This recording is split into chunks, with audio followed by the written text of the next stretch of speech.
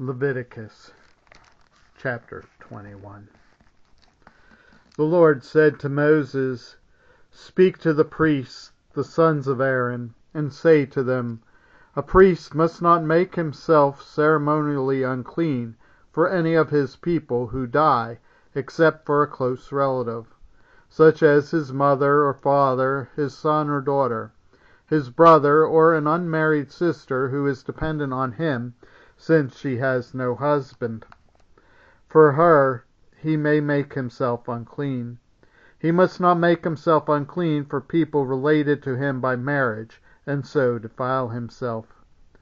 Priests must not shave their heads, or shave off the edges of their beards, or cut their bodies.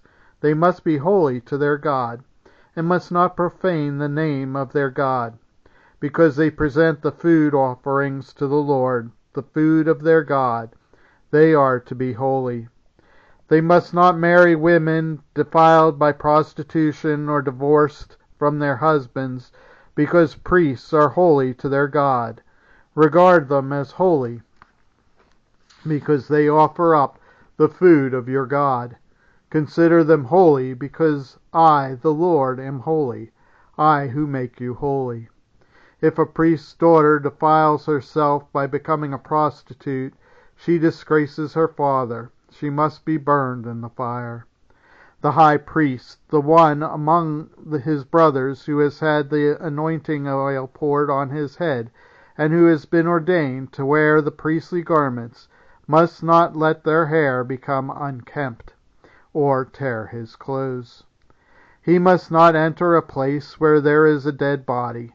He must not make himself unclean, even for his father or mother, nor leave the sanctuary of his God or desecrate it, because he has been dedicated by the anointing oil of his God. I am the Lord. The woman he marries must be a virgin. He must not marry a widow, a divorced woman, or a woman defiled by prostitution, but only a virgin from his own people, so that he will not defile his offspring among his people. I am the Lord, who makes him holy.